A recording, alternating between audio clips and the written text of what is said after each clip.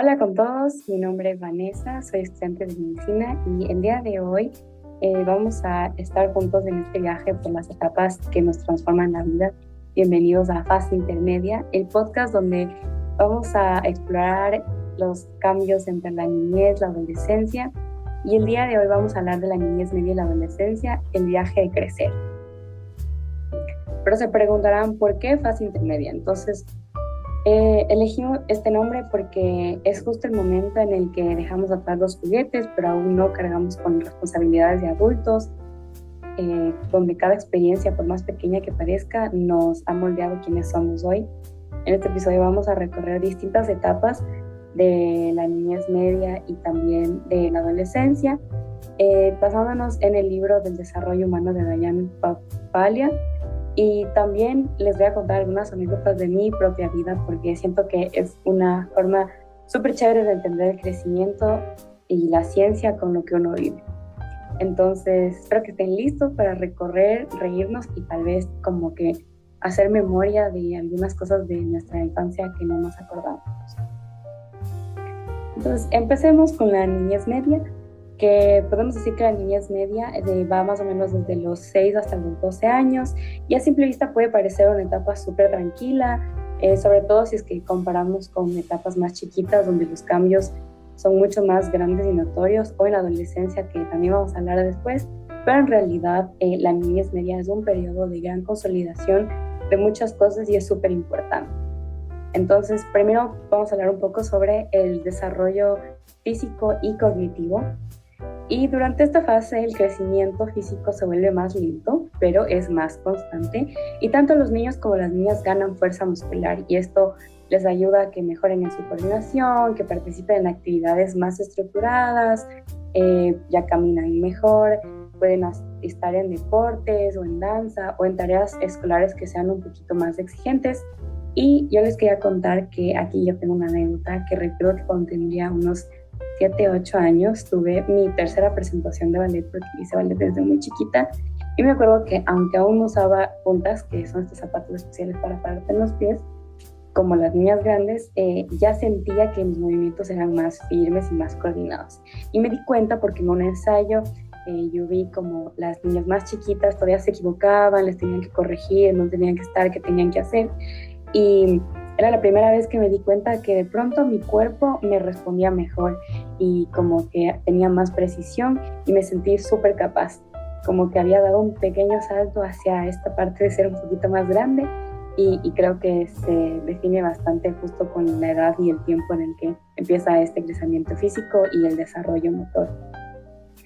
Pero también tenemos por otro lado que hay un cambio cognitivo que, según Piaget, los niños entran aquí en lo que se llama la etapa de operaciones concretas. Pero bueno, ¿qué significa esto? Básicamente es que empiezan a pensar de forma lógica, pero solamente en situaciones que pueden ver, tocar, o de forma que se imaginan fácilmente. Entonces, por ejemplo, pueden entender el volumen. Entonces, hay experimentos en los que se explica, por ejemplo, que hay un adulto con 2 vasos de diferente tamaño, con la misma cantidad de agua, y que pasan el agua de un vaso al otro, del vaso, digamos, más pequeño al más grande. Y el niño entiende que hay la misma cantidad de agua. O también otra forma sería como clasificar objetos por tamaño, por color, por forma, y estas son como varios hitos del desarrollo que se van evaluando en los niños para ver cómo está su desarrollo cognitivo. Pero todavía en esta etapa les cuesta pensar en ideas abstractas. Las ideas abstractas vendrían siendo como pensamientos más complejos, como por ejemplo pensar en el infinito, en la justicia, en el universo, en que hay más allá. Entonces a esta edad todavía no entienden esa parte. Pero otro cambio importante que tienen los niños en esta etapa es la atención y la memoria. Entonces, a medida que el cerebro va madurando, los niños son más capaces de enfocarse en cosas por periodos más largos, y van a utilizar como que diferentes estrategias para organizar la información, y también algo clave es que reflexionan sobre cómo aprenden. Entonces, desarrollan esto que se llama la metacognición. Entonces, empiezan a entender cómo es que aprenden, qué es lo que les sirve, qué es lo que les ayuda a entender mejor. Y también otro punto súper importante es que mejora el lenguaje y se amplía el vocabulario y la comprensión lectora. que es algo súper importante porque son los cimientos para seguir desarrollándonos más adelante. Por otro lado, también tenemos que en el libro se enfatiza que el crecimiento físico, aunque sea más lento en esta etapa, pero el desarrollo del cerebro, hay una situación que se llama la mielinización, que es el aumento de la velocidad del procesamiento neuronal.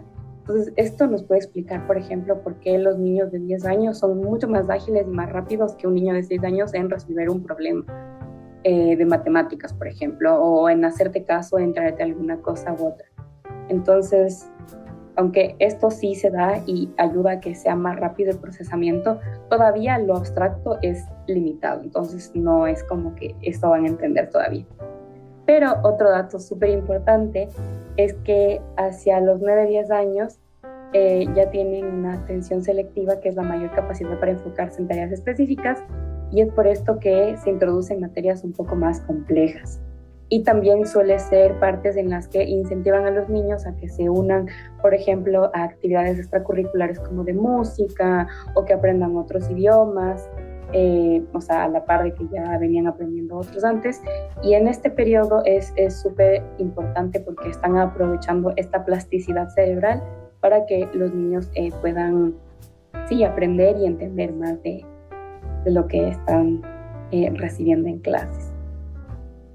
Y bueno, yo aquí tengo una pregunta que me pueden ir respondiendo aquí abajo, y es si recuerdan algún momento que sintieron que algo hizo clic en su cerebro, que antes se les hacía difícil, pero que en un momento fue como ¡pum! Ya, lo logré, así. En mi caso, yo les quiero contar, hasta que piensen y me escriban, que yo me acuerdo que yo siempre fui una niña súper curiosa y súper aplicada, y me gustaba mucho aprender y disfrutaba muchas clases de diferentes cosas. En realidad tengo dos anécdotas. La primera es que hacía algo que mi cerebro hizo clic para entender algo, fue cuando entendí lo del dinero. Creo que es una experiencia que a muchos nos ha pasado, que es como no tenemos bien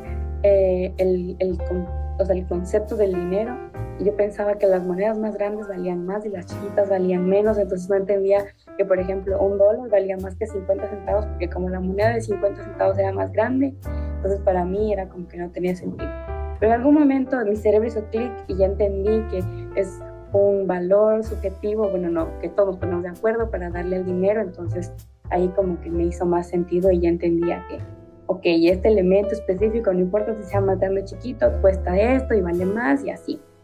Y el otro caso que también les voy a contar es que yo disfrutaba mucho las clases de música, y en especial me gustaba mucho cuando nos mandaban a aprendernos canciones en la flauta dulce, y súper chévere porque me encantaba, y como yo sentía que era un desafío porque era aprenderse las notas en la cabeza, porque obviamente nos tomaban el examen sin ver las notas, pero también poder así coordinar con los dedos y las manos.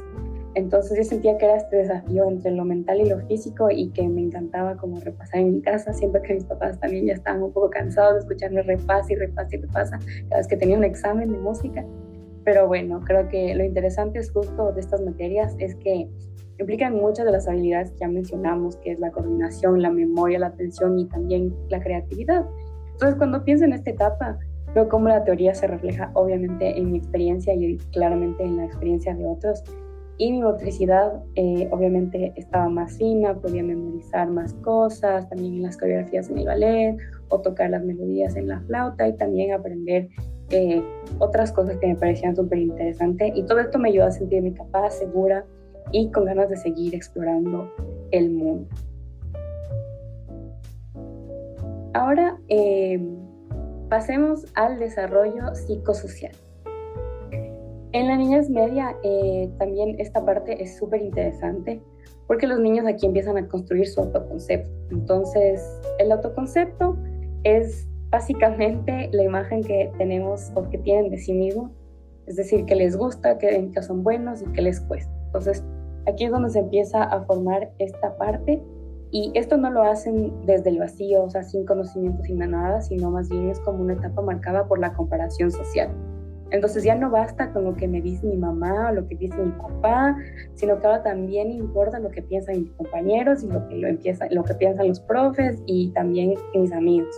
Entonces los niños empiezan en esta etapa a decir cosas como que, ah, sí, yo me doy cuenta que soy bueno pintando, me doy cuenta que soy bueno en el fútbol, me doy cuenta que las matemáticas se me dificultan o dibujo bonito pero no corro tan rápido. Entonces todo esto se conecta también con la teoría de Erickson, que llama a esta etapa la laboriosidad versus la inferioridad. Pues básicamente el niño necesita sentirse que es capaz, que es competente, que puede. Y esto tiene un valor, y si logra esto desarrolla como una buena autoestima sólida. Pero esto, como les dije, no hace solo, sino que también se va guiando de los comentarios de sus cuidadores o de sus pares.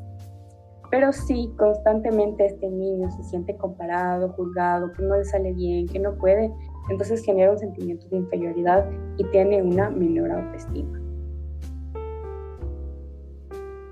Bueno, en este sentido, en mi experiencia, yo les quería contar que en mi caso yo siempre fui súper buena para los idiomas, y recuerdo que mis profes eran súper chéveres y eran súper lindos conmigo, porque cuando yo ya acababa las actividades así que estábamos haciendo en grupo, yo a veces me aburría, me distraía, trataba de hacer otras cosas, como que no me concentraba tanto, y empezaron a ponerme tareas un poco más complejas después de que yo acabara. Y esto me hacía sentir muy especial, o sea, como que me prestaban atención y me incentivaban a que yo siga desarrollando, y creo que es algo que yo valoro mucho de esta etapa. Pero no todo fue tan positivo, así como tenía mi profe de idiomas que es súper chévere, también tuve en matemáticas una experiencia no tan chévere. Tuve una profe que nos hacía como cálculo mental de pie. Entonces ella decía en voz alta una operación matemática, entonces era 5 más 2 menos 3 menos 5 dividido para 2 más 1, y te preguntaba, y si es que tú acertabas, pasabas al frente en la pizarra, y si no, te quedabas sentado. Entonces muchas veces me pasaba que cuando me preguntaba a mí, yo me ponía súper nerviosa y me bloqueaba. Entonces yo me quedaba sentada más que mis compañeros, y antes yo sí me sentía buena en matemáticas, pero con esta dinámica empecé a dudar, y entonces cada vez se me hizo más difícil, y me frustraba quedarme sentada mientras yo veía que todos mis compañeros respondían súper rápido y se paraban y así. Entonces me empecé a decir a mí misma que no era buena en matemáticas y que ya, ese era el problema, y ese pensamiento me duró por muchos años, pero afortunadamente ya luego descubrí que esa metodología solo no era como para mí, y que no es que era necesariamente mal en matemáticas, pero por un momento sí siento que fue algo que me afectó y que yo me lo creí. Bueno, por otro lado, también tenemos que en la niñez los niños, o sea, en la niñez media, los niños empiezan a usar comparaciones sociales para evaluarse no solo en las habilidades, sino que también en cómo se ven. Entonces esto vincula, por ejemplo, el concepto de la autoestima sobre su valor propio. Entonces, donde los logros externos son lo importante. Entonces, por ejemplo, si es que alguien te felicita después de un partido de fútbol en el que te fue súper bien, sacaste una buena nota, te dice muy buen trabajo. Entonces eso también puede definir sobre la autoestima. Y también otra parte importante que se menciona es que se vuelven las amistades más estables.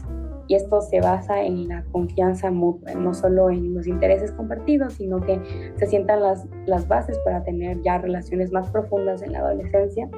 Entonces aquí yo me acuerdo también de mi primera como amiguita ya más estable, más seria, que, bueno, en realidad nos conocíamos desde chiquitas del kinder, pero aquí siento que entre los 10 años, sí, 9, 10 años, nosotras ya decíamos como, no, si somos amigas de verdad y queremos pasar tiempo juntas, empezábamos a pedir a nuestros papás que nos lleven a algún lado para estar iguales, como ver una película o jugar en un parque. Entonces siento que sí, fue la base, porque de ahí hasta el día de hoy es mi mejor amiga. Entonces sí considero que esta parte se relaciona mucho con mi vida. Y otra pregunta que les quiero hacer mientras me van respondiendo en los comentarios es si es que tuvieron algún grupo de amigos definido en la primaria y cómo creen que eso influyó en su vida. Entonces, hasta que me respondan, yo también voy a responder la pregunta, que básicamente es que yo me acuerdo que yo tenía varios grupitos, no tenía uno solo. Y en estos grupitos era como que competíamos por diferentes cosas. A veces como que teníamos reglas así como que sin contexto, como que los martes todas tenemos que ir con el cabello recogido y así. Pero también teníamos así algunos juegos como para competir. Por ejemplo, como que en nuestra clase había una cosa que se llamaba el leccionario, entonces cada semana había una persona que se encargaba del leccionario, que era una hoja donde llevabas el registro de todas las materias, de todo lo que se hizo en hora de clase y tenían que firmar los profes. Entonces, cuando nos tocaba cada una, íbamos viendo a quién le salía mejor la letra ese día, así. Y si es que alguna profesora nos decía qué bonita letra, ya sentíamos como que nos ha ido súper bien. En cambio, me acuerdo que en las clases de educación física, a veces yo les veo a mis compañeros que competían por quién corría más rápido, quién corría más lejos, y en cambio yo a veces como que competía un poco cuando había en las clases de gimnasia con quién saltaba más alto y quién era más flexible y cosas así, que ahora lo veo que son como estas formas sanas como de competencia, que a veces pueden parecer así como que, ay, me ganó tal, pero creo que es parte de construir la identidad y también la pertenencia y en lo que uno es bueno y en lo que no es tan bueno. Y bueno, como reflexión aquí, solo quería decirles que entendí que los logros y los fracasos en esta etapa se moldean con las habilidades y también con las creencias que uno tiene sobre uno mismo, pero eso no es lo único, ya que buscamos muchos espacios en los que nos validen. Entonces, vemos si es que nos dicen que es verdad lo que nosotros creemos, o que si nos juzgan, nos enseñan que el autoconcepto no se construye solo, sino que también a veces tiene que ver mucho con otras voces, ya sea de profes, de compañeros o de lo que sea, y algunas te van a levantar y otras te van a frenar, pero con el tiempo uno va descubriendo cuál es el verdadero valor. Y con esta parte damos finalizado a la parte de la niñez media y ahora vamos a pasar al siguiente tema. Bien, ahora vamos a hablar sobre la adolescencia, que la adolescencia es una de las etapas enormes de transformaciones, empezando con la pubertad, cuando de pronto el cuerpo cambia y todos pasamos por esto. Entonces, primero vamos a hablar sobre el desarrollo físico y cognitivo en la adolescencia. Y uno de los temas que quiero topar al principio es el sistema sexual. Entonces, ¿qué es el sistema sexual? Primero es importante decir que es el conjunto de órganos que permite la reproducción y la producción de hormonas sexuales, y hay caracteres sexuales primarios y secundarios que se van a desarrollar en diferentes etapas de la vida. Entonces, los órganos sexuales en general se van a desarrollar cuando somos fetos, entre la quinta y la sexta semana de gestación, pero cuando aparece externamente es hasta las 7 u 8 semanas. Pero este proceso continúa hasta la semana 20 con una mayor diferenciación en los siguientes meses hasta nuestro nacimiento. Entonces, ¿cuáles son los caracteres sexuales primarios? Estos son los que están presentes en los seres humanos desde el nacimiento, ¿ya? Entonces, los caracteres sexuales primarios en los niños, por ejemplo, van a ser los testículos y el pene, y en las niñas los ovarios y el útero. Y aquí tenemos una imagen sobre el sistema sexual femenino. Entonces, en el número 1 tenemos el útero, en el número 2 vemos las trompas de falopio, en el número 3 tenemos los ovarios, en el número 4 el cérvix y en el número 5 la vagina. Y esto es con lo que nosotros nacemos, es decir, es un carácter sexual primario. Y ahora tenemos el sistema sexual masculino, que en el número 1 tenemos la próstata, en el 2 tenemos los conductos seminales, en el 3 la uretra, en el 4 el pene, en el 5 los testículos y en el 6 el glande. Y les repito, son los caracteres sexuales primarios masculinos. Entonces, si los caracteres sexuales primarios están desde el nacimiento, ¿cuándo aparecen los caracteres sexuales secundarios? Los caracteres sexuales secundarios aparecen durante la pubertad cuando se activa el eje hormonal en nuestro cerebro. Y un ejemplo muy claro es el cambio de voz. El cambio de voz, por ejemplo, ocurre en la pubertad, se debe al crecimiento de la laringe y alargamiento de las cuerdas vocales. Entonces, los hombres tienen una voz más gruesa y las mujeres, por lo general, sí, de más adultas, pero se hace más fina. ¿Ya?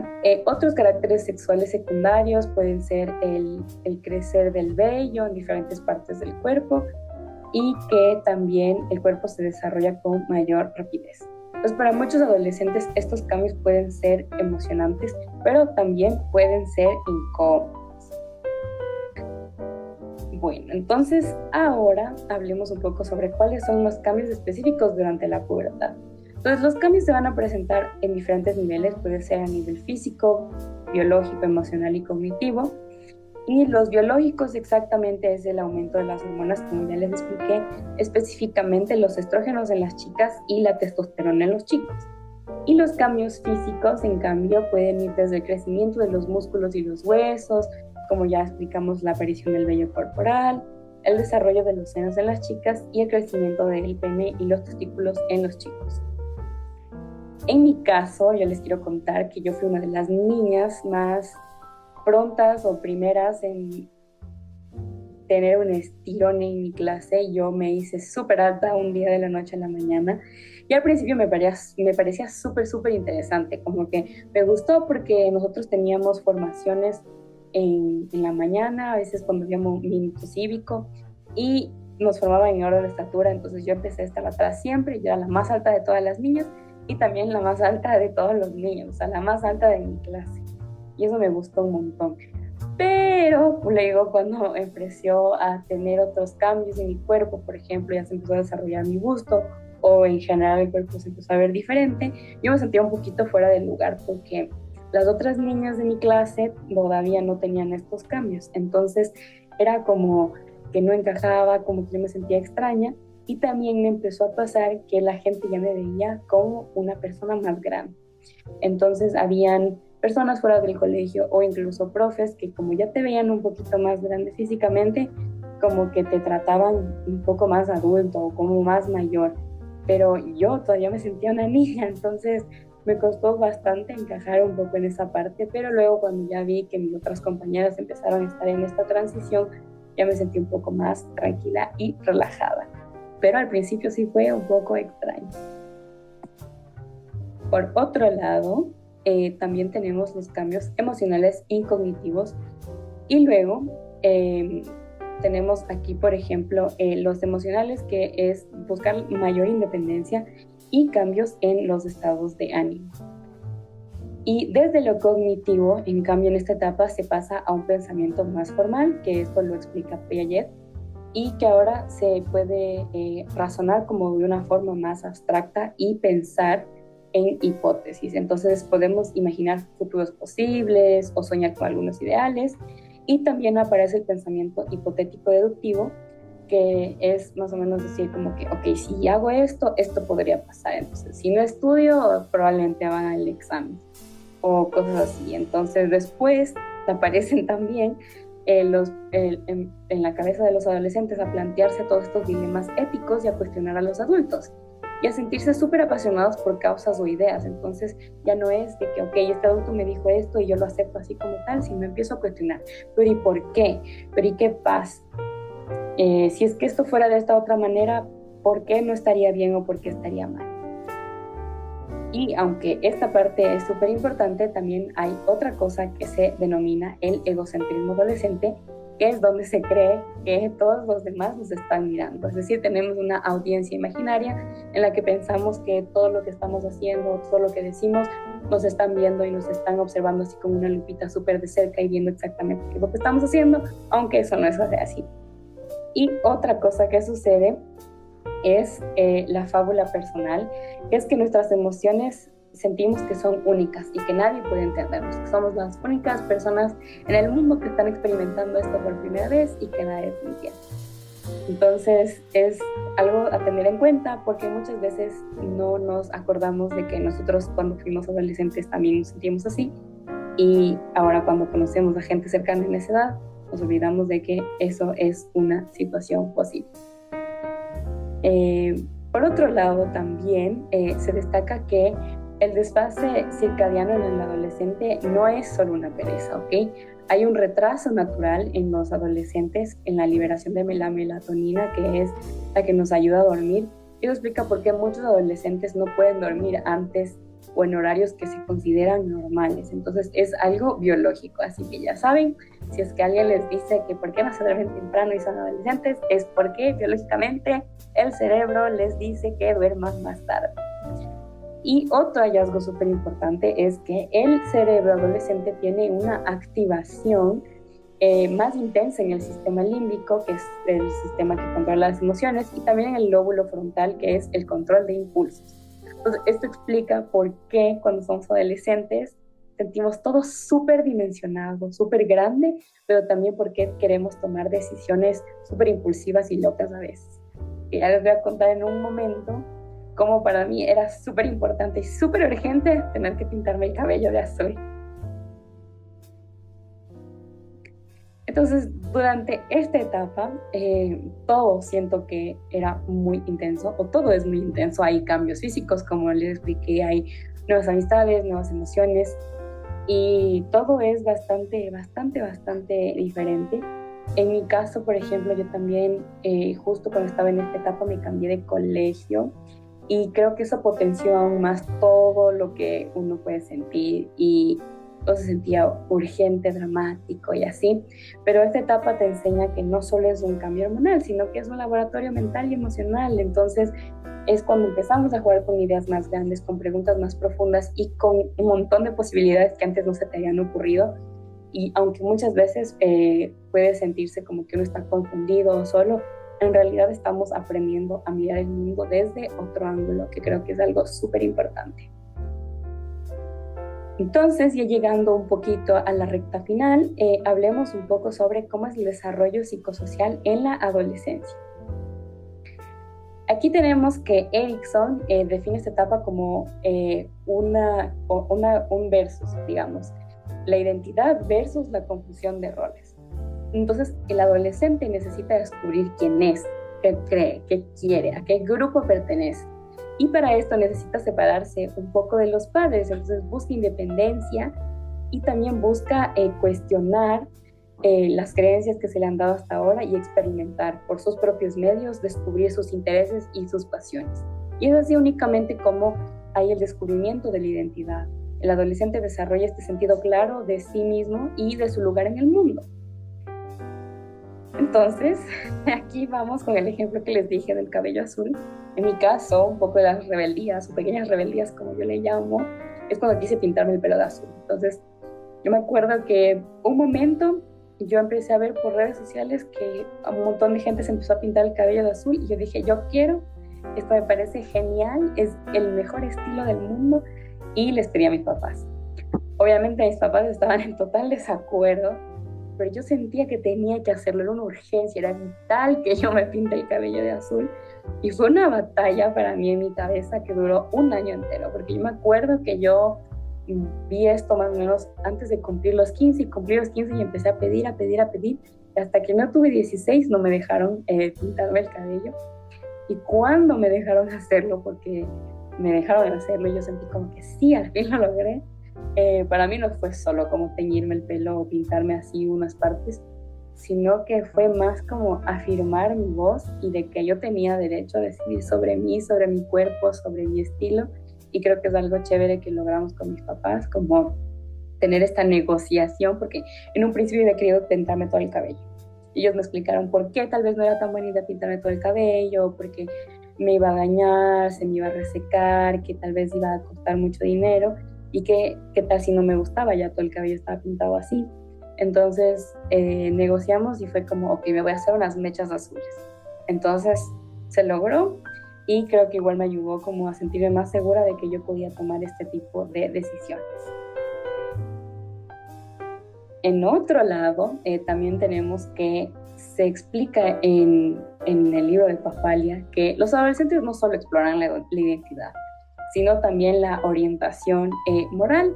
Y Kohlberg, por ejemplo, dice que hay muchos que pasan de una moral convencional, que es decir, que hacen lo correcto porque quiero ser aceptado, a una moral postconvencional, que eso quiere decir que actúo por principios éticos. Entonces fomenta el pensamiento ético y la independencia. Entonces ahora yo tengo mis ideales y mis cosas, y por eso hago lo que hago, porque yo pienso que éticamente es lo correcto. Y después también tenemos que se destaca o analiza la influencia de las redes sociales. Y dice que el impacto de las redes sociales te lleva a esta comparación constante que puede generar una objetivización, no me acuerdo bien la palabra, especialmente en las mujeres y que puede ser un poco eh, controversial porque puede generar una obsesión con el cuerpo.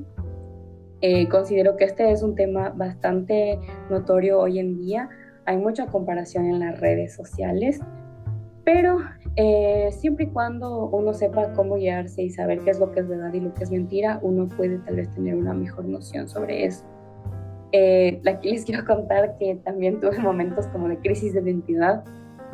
Por un momento, igual siguiendo el hilo del ballet, como yo empecé desde chiquita, un día de la nada se me ocurrió preguntarme ¿por qué estoy en el ballet? O sea, ¿cuál es la verdadera razón? ¿Hago porque me gusta o por costumbre o porque me tomé, o sea, porque me tomé estas clases porque me pidieron que yo venga o así? Y tuve un momento como debatiendo y pensando y cuando ya por fin como que analicé mi situación, me di cuenta que en realidad era algo que me gustaba hacer, o sea, que yo me divertía un montón y que era como una especie de escape a todas las cosas que me pasaban en mi vida. Siento que como estuve en el área desde chiquitita, o sea, nunca me había cuestionado antes, pero justo en esta etapa en la que me cuestioné, yo estaba pasando por un proceso de divorcio y de algunas cosas, entonces creo que me ayudó como a entender que tal vez este era como mi punto de escape de desfogar de estas cosas emocionales que yo tenía. Entonces decidí que no me iba a salir nunca más porque en realidad amaba con toda mi vida el ballet y hago esto siempre como que con mucho amor y sí, hasta ahora me encanta mucho bailar. Entonces es. Y otro momento clave que también me acuerdo fue cuando en el colegio nos empezaron a hacer debates. Y creo que esto fue súper importante porque gracias a ellos empecé a investigar sobre temas controversiales, digámoslo así, que eran la eutanasia, el aborto, los derechos de las personas LGBTQ+, y sobre el feminismo. Entonces, obviamente, para hacer un debate tienes que entender los dos puntos o los dos lados sobre lo que se debate en ese tema en específico. Y creo que esto me hizo abrir mucho la mente, porque me hizo cuestionar muchas cosas y me ayudaron a construir muchos conceptos y sentirme súper segura sobre lo que yo creía. Creo que fue un pilar súper importante hasta ahora sobre la persona que yo soy y que yo siento que soy una persona, una mujer súper empática y comprometida con la justicia social y todos estos temas de las minorías. Entonces yo agradezco mucho estas actividades que hacen en los colegios porque desarrollan un montón el pensamiento crítico de nosotros y eso es súper, súper valioso e importante que se haga.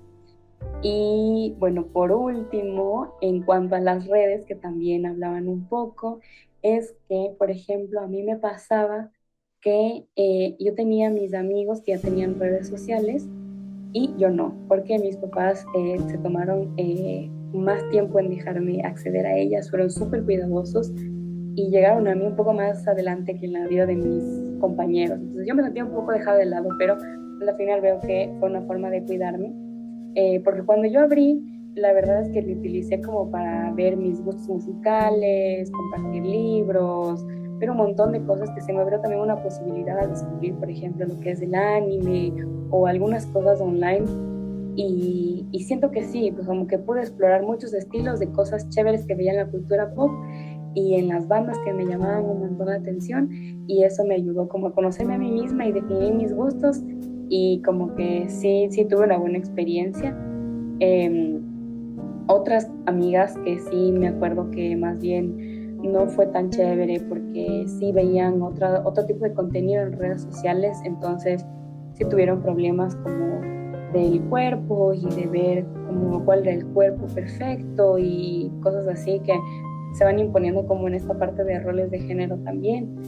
Entonces sí, creo que las redes sociales son un arma de doble filo, pero si las sabes usar muy bien y utilizas un contenido o consumes un contenido positivo, probablemente puede salir bien. Además de que si te guían también a discernir entre el contenido que sirve y el que no sirve, entre comillas, creo que también es una parte importante.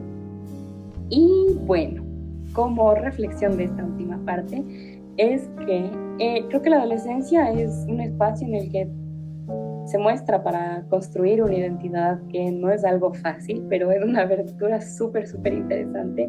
Y a través de decisiones, conflictos, amistades y preguntas difíciles, uno va encontrando personas que te van guiando por el camino, o tú misma, que es esta brújula interna que mis papás siempre hablaban conmigo, y que aunque a veces esta brújula interna pueda como desviarse o intentar tener otros caminos, siempre voy a señalar lo que en realidad importa en la vida. Entonces, esto creo que es algo súper rescatable y súper lindo que me han enseñado y que ahora lo pongo en práctica también.